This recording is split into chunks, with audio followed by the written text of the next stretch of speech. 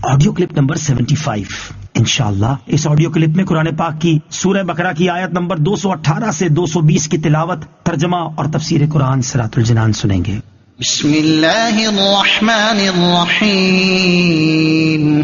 तर्जमा, अल्लाह के नाम से शुरू जो निहायत मेहरबान रहमत वाला है। इन्नल्लज़ीन आमनू वल्लज़ीन हाजरू वजाहदू फी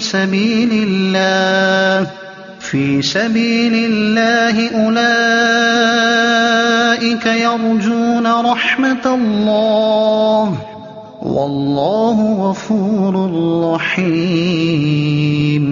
तर्जमा, बेशक वो लोग जो ईमान लाए और वो जिन्होंने अल्लाह के लिए अपने घर बार छोड़ दिए और अल्लाह की राह में जिहाद किया, वो रहमत इलाही के उम्मीदवार हैं और अल्लाह बख्शने वाला मेहरबान है। इन्नल्लज़ीन आमनू, बेशक वो लोग जो ईमान लाए।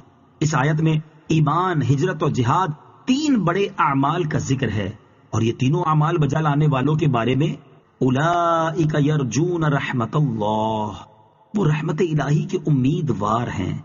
तफसीर सिरातुल जिनान में है। इससे मालूम हुआ कि अमल करने से अल्लाह ताला पर अजर देना वाजिब नहीं हो जाता, बल्कि सवाब देना महज अल्लाह ताला का फजल है।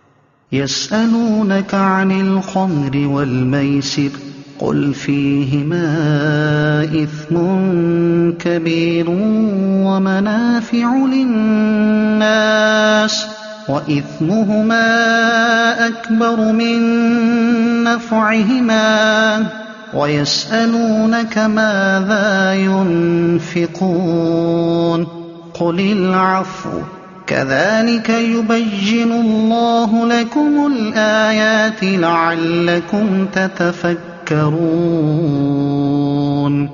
तर्जमा, आपसे शराब और जुए के मुतालिक सवाल करते हैं, तुम फरमा दो इन दोनों में कबीरा गुनाह है और लोगों के लिए कुछ दुनियावी मुनाफे भी हैं और इनका गुनाह इनके नफे से ज्यादा बड़ा है। आपसे सवाल करते हैं कि अल्लाह की राह में क्या खर्च करें, तुम फरमाओ जो जायद बचे। इसी तरह अल्लाह तुमसे आयतें बयान फरमाता है ताकि तुम गौर व फिक्र करो। यसअलूनका अनिल खम्रि वल मैसिर, आपसे शराब और जुए के मुतालिक सवाल करते हैं। तफसीर सिरातुल जिनान में है। याद रहे कि इस आयत में शराब को हराम करार नहीं दिया गया, बल्कि हुर्मत की आयत सूरह मायदा में बाद में नाजिल हुई और 3 हिजरी में गज़वा अहज़ाब से चंद रोज बाद शराब हराम की गई। वयस्अलूनका माज़ा युनफ़िक़ून, आपसे सवाल करते हैं कि क्या खर्च करें। तफसीर खाजिन में है कि सरकार दो आलम अलैहिस्सलातु वस्सलाम ने मुसलमानों को सदका देने की रग़बत दिलाई तो सहाबा किराम ने अर्ज की, सदका की मिकदार इरशाद फरमा दें कि कितना माल राह खुदा में दिया जाए। इस पर यह आयत नाजिल हुई और फरमाया गया कि जितना तुम्हारी हाजत से जायद हो। इब्तिदाए इस्लाम में हाजत से जायद माल खर्च करने का हुक्म दिया गया। सहाबा इकराम अपने माल में से अपनी जरूरत की मिकदार लेकर बाकी सब राह खुदा में तसद्दुक कर देते थे। ये हुक्म अगर बतौर फर्ज के था तो ज़कात का हुक्म नाजिल होने से मंसूख हो गया और अगर नफली हुक्म था तो आज भी मुस्तहब तौर पर बाकी है। फिद्दुनिया वल आखिरह वयस्अलूनका अनिल यतामा कुल इस्लाहुल लहुम खैर وَإِن تُخَالِطُوهُمْ فَإِخْوَانُكُمْ وَاللَّهُ يَعْلَمُ الْمُفْسِدَ مِنَ الْمُصْلِحِ وَلَوْ شَاءَ اللَّهُ لَأَعْنَتَكُمْ إِنَّ اللَّهَ عَزِيزٌ حَكِيمٌ۔ तर्जमा, दुनिया और आखिरत के कामों में गौर व फिक्र कर लिया करो और तुमसे यतीमों का मसला पूछते हैं, तुम फरमाओ उनका भला करना बेहतर है और अगर उनके साथ अपना खर्चा मिला लो तो वो तुम्हारे भाई हैं और अल्लाह बिगाड़ने वाले को संवारने वाले से जुदा खूब जानता है और अगर अल्लाह चाहता तो तुम्हें मुशक्कत में डाल देता। बेशक अल्लाह जबरदस्त हिकमत वाला है। फिर दुनिया वल आखिरह, दुनिया और आखिरत के कामों में। तफसीर सिरातुल जिनान में है। इस हिस्से का ताल्लुक पिछली आयत के आखिरी जुमले से है और इसका माना यह बनेगा ताकि तुम दुनिया और आखिरत के मामले में गौर व फिक्र करो, यानी जितना तुम्हारी दुनियावी जरूरत के लिए काफी हो वो लेकर बाकी सब माल अपनी आखिरत के नफे के लिए खैरात कर दो। इससे जुदा गाना भी दुनिया और आखिरत के काम सोच समझ कर ही करने चाहिए। वयस्अलूनका अनिल यतामा, और तुमसे यतीमों का मसला पूछते हैं। जब ये आयत इन्नल्लज़ीना याकुलून अम्वालल यतामा ज़ुल्मा نازل ہوئی کہ یتیموں کا مال کھانے والا اپنے پیٹ میں جہنم کی آگ بھرنے والا ہے، تو لوگوں نے یتیموں کے مال جدا کر دیے اور ان کا کھانا پینا علیحدہ کر دیا۔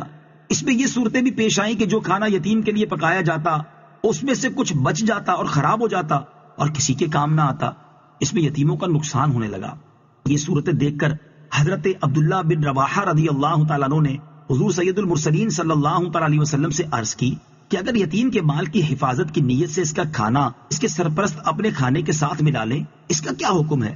اس پر یہ آیت نازل ہوئی اور یتیموں کے فائدے کے لیے ملانے کی اجازت دی گئی، لیکن ساتھ ہی یہ تنبیہ فرما دی کہ تمہیں یتیموں کے فائدے کے لیے مال ملانے کی اجازت تو دے دی گئی ہے، لیکن کون اچھی نیت سے یتیموں کا مال ملاتا ہے اور کس کی نیت میں فساد ہوتا ہے یہ اللہ تعالیٰ بہتر جانتا ہے۔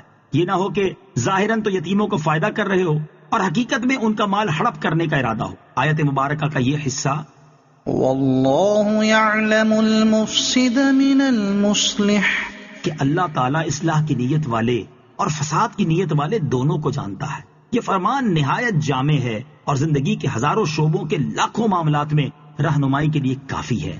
جہاں ایک ہی چیز میں اچھی اور بری دونوں نیتیں ہو سکتی ہیں، وہاں دوسرے لوگ اگرچہ بری نیت کو نہ جانتے ہوں لیکن اللہ تعالیٰ تو جانتا ہے۔ یتیموں سے متعلق 2 احکام۔ نمبر 1، یتیم وہ نابالغ بچہ یا بچی ہے جس کا باپ فوت ہو گیا ہو، اگر اس کے پاس مال ہو اور اپنے کسی ولی کی پرورش میں ہو۔ اس کے احکام اس آیت میں مذکور ہیں کہ ولی خواہ اس یتیم کا مال اپنے مال سے ملا کر اس پر خرچ کرے یا علیحدہ رکھ کر جس میں یتیم کی بہتری ہو وہ کر سکتا ہے، لیکن ملانا خراب نیت سے نہیں ہونا چاہیے۔ نمبر 2، اگرچہ اس آیت کا نزول یتیموں کی مالی اصلاح کے بارے میں ہوا مگر اصلاح کے لفظ میں ساری مصلحتیں داخل ہیں۔ یتیموں کے اخلاق، اعمال، تربیت، تعلیم سب کی اصلاح کرنی چاہیے۔ یوں سمجھے کہ یتیم ساری مسلم قوم کے لیے اولاد کی طرح ہیں۔